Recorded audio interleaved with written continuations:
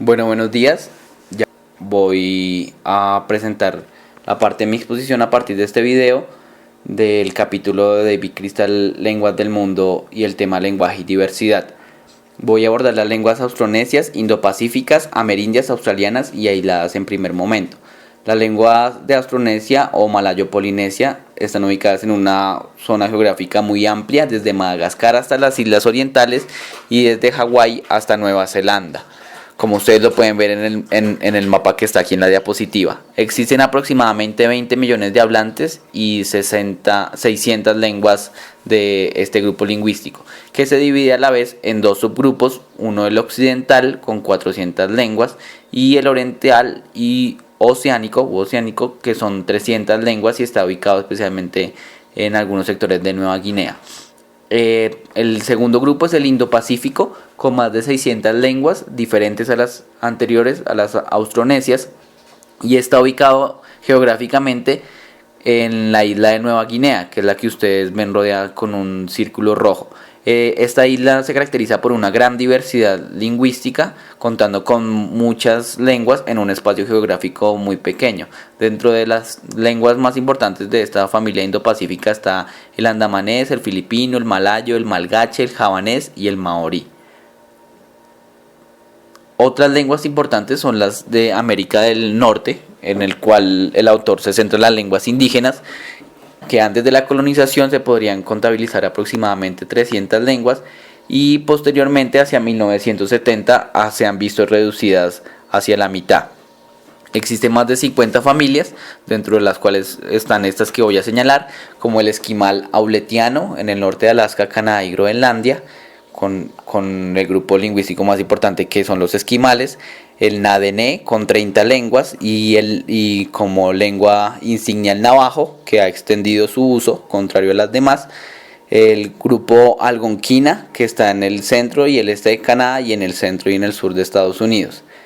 El Macro Sioux con 26 lenguas y cuya lengua más importante o más representativa es el Cherokee, y finalmente estos dos últimos que están más hacia el sur, hacia la zona de México, el Azteca Tanoano, cuya lengua más importante es el Náhuatl o más generalizada, con aproximadamente 30 lenguas que lo conforman, y el Macro Penuti, que se considera como un puente lingüístico entre América del Norte y del Sur, porque conecta precisamente estas dos regiones con más de 60 lenguas y se extiende de norte a sur, como por ejemplo en la familia de las lenguas mayas en la península de Yucatán y el araucano o el mapuche en la región de Chile y Argentina. En América Central existen aproximadamente 6 millones de hablantes y 70 lenguas. Algunas pertenecen o bien a familias lingüísticas del norte o a otras familias de América del Sur, como el macro chibcha, que ya vamos a detallar. Existe un único grupo de la región, que es el otomangüe, que está ubicado en el sur de México, en Oaxaca. Aquí en este mapa pueden identificar geográficamente 3 de las familias lingüísticas de América Central: utoazteca, otomanga y maya. En América del Sur se considera que esta región es una de las más importantes en términos de diversidad lingüística. Hay aproximadamente 100 familias de lenguas indígenas y dentro de los grupos más numerosos están estos 3 que voy a señalar a continuación brevemente. El primero es el macro chibcha, el cual cuenta con aproximadamente 50 lenguas y se extiende desde América Central, pasando por lenguas indígenas de Colombia, en Venezuela, en Bolivia y en Brasil, y cuenta aproximadamente con 25.000 hablantes. El segundo es Gepano caribeño con 200 lenguas y está ubicado especialmente en el este de los Andes y en la cuenca brasileña del Amazonas. Y finalmente el otro grupo numeroso de las lenguas indígenas de América del Sur es el andino ecuatorial, con 250 lenguas.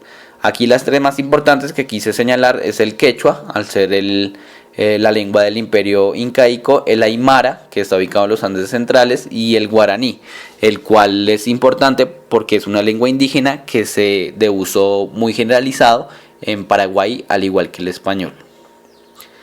Aquí traje este pequeño mapa para que podamos ubicar geográficamente las lenguas indígenas más importantes. Este es un mapa que representa en dónde están ubicadas estas lenguas indígenas a principios del siglo XXI y cuán extendidas están en el subcontinente americano.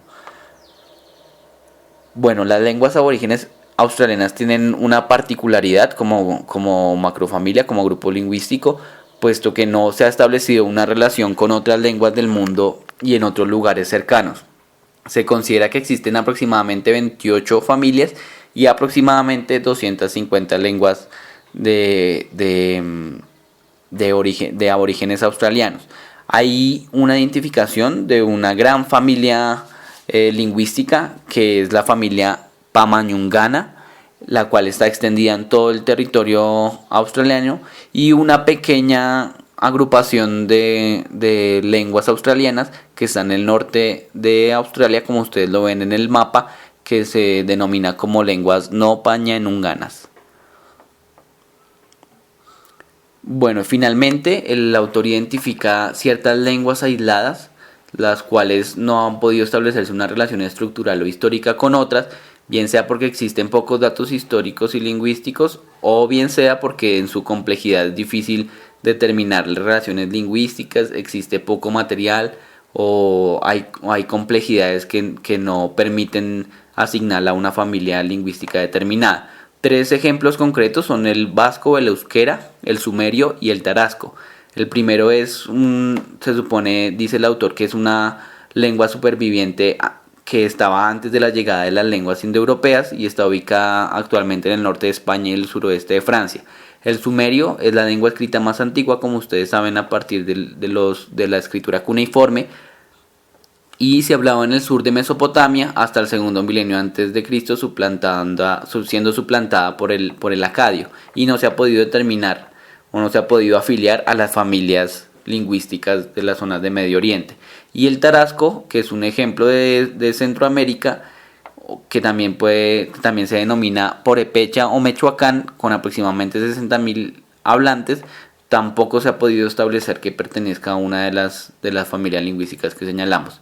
Para cerrar, quise traer este mapa que encontré en internet, donde se pueden ubicar las lenguas aisladas de Colombia, Brasil, Bolivia y Venezuela. Bueno, frente al origen del lenguaje, que es otro de los temas que aborde el capítulo, hay 3 preguntas principales que abordan los científicos del lenguaje. La primera es: ¿cuál es la lengua hablada más antigua? La segunda es si se puede determinar que todas las lenguas vienen de una fuente común, y la tercera es cómo se formaron las palabras en un principio. El autor hace un pequeño recuento histórico, y señala que los griegos, en particular Samético, se preguntaba cuál era la lengua más antigua para determinar cuál era el pueblo más antiguo, y a partir de eso establecer pues esa relación. Señala un experimento en el cual Samético le pidió a unos granjeros que aislaran a los niños y los criaran aislados sin hablarles, para ver cuál era la primera palabra que pronunciaban. La primera palabra que pronunciaron los niños es una palabra frigia. Se supone que fue la que escuchó el granjero, que hacía parte de cómo los frigios le decían al pan, y la palabra era becos. Pero sin embargo, posteriormente eso querría decir que entonces los frigios serían el pueblo más antiguo y el lenguaje más antiguo, pero se ha rebatido esta idea con otras elaboraciones científicas. También pues se señala la importancia de los estudios de los niños salvajes, es decir, de los niños que han sido criados en ambientes selváticos y no humanos por animales, y cómo ellos han adquirido el lenguaje. Dentro de los enfoques más científicos está el área de estudio que es la glosogenética, que busca comprender la formación y el desarrollo del lenguaje tanto en los niños como en la especie.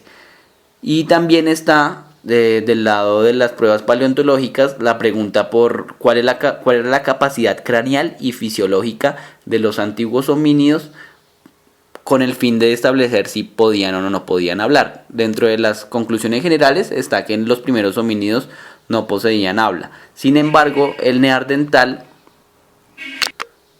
ya contaba con sonidos similares a las consonantes y a las vocales, que les permitían una comunicación muy sencilla para coordinar actividades de caza, de pesca, de recolección. Esto hace que el autor sitúe a la especie como un Homo loquens, es decir, como un animal hablante, en donde el habla se va evolucionando y va desarrollando paralelamente y conjuntamente con la especie, y el lenguaje y la relación entre el lenguaje y los usos de herramienta. Es decir, que por ejemplo, que en el cerebro hay las zonas que se activan para el uso de herramientas y para el lenguaje son las mismas, y que los gestos están presentes tanto en uno como el otro, lo que querría decir que hay una conexión muy cercana. También señala que hay teorías monogenéticas para el origen del lenguaje, es decir, que consideran que hay una sola lengua y que devienen las demás; poligenéticas, en donde habrían varias lenguas antiguas y de ahí devienen las actuales; y una tercera opción en donde se establece que habría un origen común, pero habrían antes de ese origen común otras lenguas independientes que ya no existen y que se extinguieron. Un consenso al que han llegado los científicos es que el desarrollo del habla se dio a partir entre 100.000 y 20.000 antes de Cristo. Según Jespersen, un autor que retoma Cristal, han existido o existen 4 teorías y él propone la quinta para explicar el origen del lenguaje. La primera es la teoría del guau guau, donde hay una imitación de los sonidos del ambiente por parte de los seres humanos. La segunda es la teoría del ai ai, en donde los sonidos o las palabras se han construido a partir de sonidos instintivos del dolor y las emociones. La tercera es la teoría del ding dong, en donde habría una reacción ante estímulos del mundo. Por ejemplo, el movimiento de los labios para decir la palabra mamá estaría asociado al movimiento de los labios de los niños cuando son amamantados. La cuarta es la teoría del AU, en donde la emisión de los sonidos estuvo asociada al trabajo, es decir, a los gruñidos, a los sonidos que emitían los homínidos y los seres humanos cuando comenzaron a trabajar. Y la teoría que propone Jespersen es la teoría del Lala, en donde los sonidos románticos del amor, de las emociones, de los sentimientos fueron los que progresivamente llevaron a la construcción de las palabras. Finalmente, el autor hace una elaboración sobre cómo ocurre el cambio lingüístico, asumiendo que el lenguaje está en permanente transformación y que es importante explicar por qué cambian las lenguas. En ese sentido, el autor propone que lo que cambia en las lenguas son 3 cosas fundamentalmente. Hay un cambio de sonidos, o bien un cambio gramatical, o un cambio semántico. Aquí hay una pequeña anotación en donde se han hecho investigaciones sobre los cambios en las lenguas antiguas, sobre todo en su forma oral, y los estudios de esas lenguas antiguas están, por ejemplo, son indirectos con comparaciones con las lenguas actuales, con la poesía, con el patrón métrico de qué palabras rimaban con qué para saber cómo era la prosodia de esa lengua, o con el alfabeto y las marcas ortográficas. Bueno, el primero de los cambios es el cambio de sonido, que viene muy asociado a los estudios de filología comparada. En esta, una de las leyes que señala el autor es la ley de Grimm, en donde se establece que hay unos ciertos cambios estándares, en donde, por ejemplo, palabras en sánscrito, latino, griego, que comenzaban por P, en las lenguas germánicas como el inglés, llegaron y se convirtieron en F, como el ejemplo que ven ahí sobre padre y sobre pez. También el autor hace una lista de tipos de cambio de sonidos, de los cuales yo solo voy a señalar algunos porque pues son varios. El primero es la asimilación, es decir, que un sonido es influido por la pronunciación de un sonido vecino. Por ejemplo, noctem en latín y notte en italiano. Un proceso también de cambio en los sonidos es la disimilación, en la cual un sonido se diferencia de la pronunciación de un sonido vecino o un sonido que lo antecedió. Por ejemplo, en alemán, Kartoffel, que es patata, y que antes era Tartufel. Es decir, que la T progresivamente se convirtió en una K. También está la metatesis, en el cual hay un cambio de lugar de 2 sonidos. El ejemplo es integrare en latín y entregar en español. También está la síncopa, en la cual hay una pérdida de sonidos interiores dentro de una misma palabra. Por ejemplo, domina, que es señora en latín, que devino posteriormente en dona en italiano. Y finalmente, la prótesis o las prótesis, que es la introducción de un sonido adicional al principio de una palabra. Por ejemplo, en latín, escola, y progresivamente que devino en español escuela, es decir, una E que antecedía la palabra, y o escole en francés. El autor también considera que las lenguas cambian porque hay unos cambios gramaticales, y aquí el concepto más importante es el de analogía.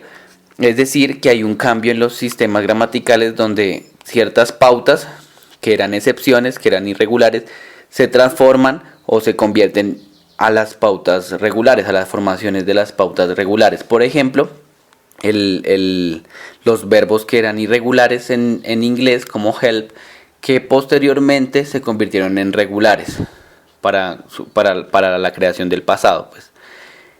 Y finalmente el autor señala que los cambios gramaticales no crean algo nuevo, sino que en general extienden una regla que ya está previamente creada. Finalmente está el cambio semántico, es decir, la variación en el significado, que está muy vinculado a la vida cotidiana, a la literatura y a la cultura de una comunidad. Aquí son importantes, por ejemplo, la inserción de palabras nuevas y el desuso de ciertas palabras antiguas, y por ejemplo también los préstamos lingüísticos, los extranjerismos o las palabras de otras lenguas que se adoptan para generar nuevos significados.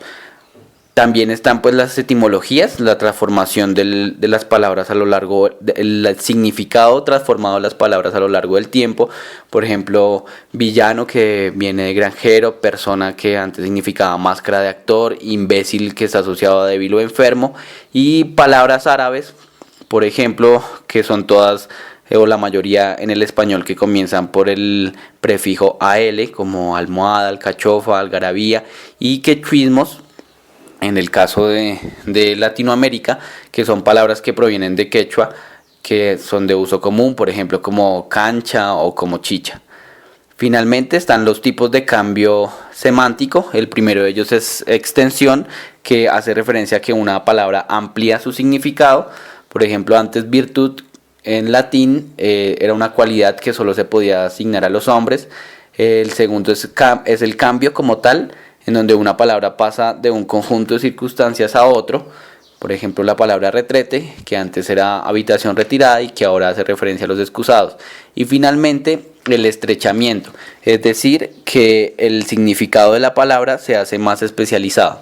Por ejemplo, ración, que en latín significaba participación y porción, ahora solo significa este último, que es porción. Bueno, finalmente la pregunta de cómo y por qué cambia una lengua. En el siglo XIX se consideraba que el cambio de un sonido en la lengua afectaba de manera generalizada a toda la lengua. Posteriormente, los investigadores centrados en este tema, establecieron que esos cambios lingüísticos no son generalizados, no son tan masificados, y que además obedecen a múltiples causas, que no se puede determinar una sola para los cambios lingüísticos. Aquí cobra mucha importancia los estudios de la sociolingüística, por ejemplo los estudios de William Labov, es decir, por ejemplo, que estudió las diferencias en el uso del inglés para distintas clases sociales en Estados Unidos.